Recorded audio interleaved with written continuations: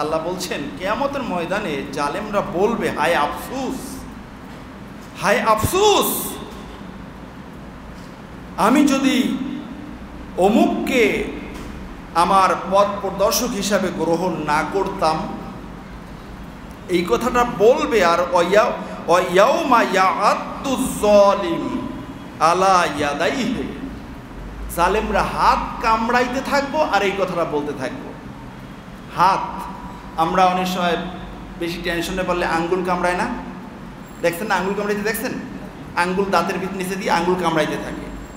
হাসরের ময়দানে এই জালেমরা এত বেশি টেনশনে পড়ে যাবে, পুরা হাতটা মুখের ভিতরে দিয়ে কামড়াইতে থাকবে।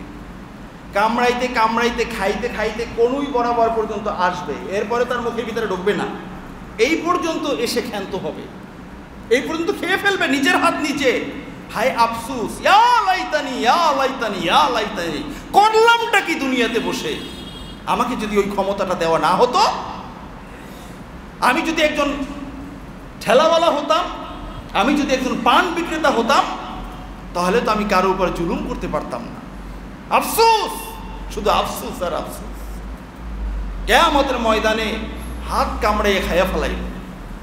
এরপরের আয়াত কি? আল্লাহ তাআলা বলছেন, ইয়া ওয়াইলাতা লাইতানি লাম আত্তাখিজ ফুলালান খলিলা, হায় আফসোস, আমি যদি অমুককে আমার বন্ধু হিসাবে গ্রহণ না করতাম। মানুষ জুলুম করে কখন? যখন তার বন্ধুটা অনেক ক্ষমতা সম্পন্ন থাকে, ঠিক কিনা বলেন? বন্ধু, লাম আত্তাখিজ ফুলানান খলিলা, অমুককে যদি আমি বন্ধু হিসাবে গ্রহণ না করতাম।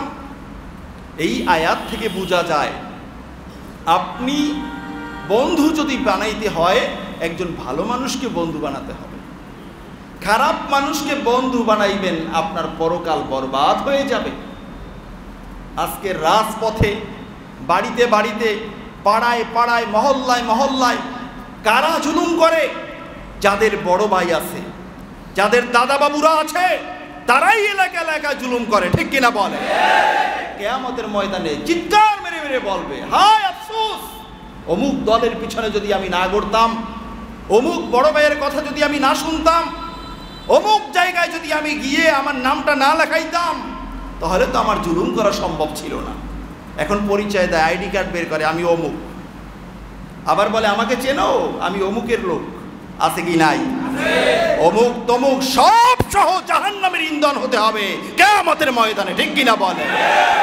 কোনো অমুকে বাঁচাতে পারবে না। হ্যাঁ, অমুক যদি আল্লাহওয়ালা হয়, সে যদি আমার বন্ধু হয়, সে জান্নাতে যাওয়ার পর আমাকে খুঁজবে, ঠিক কিনা বলে? এছাড়া কখনো জালেমের খোঁজ, কোনো ব্যক্তির খোঁজ কেউ কখনো নিবে না। তাহলে এই হাত কামড়াইতে কি কিয়ামতের ময়দানে আমরা চাই নাকি? চান নাকি? হাত কামড়াই।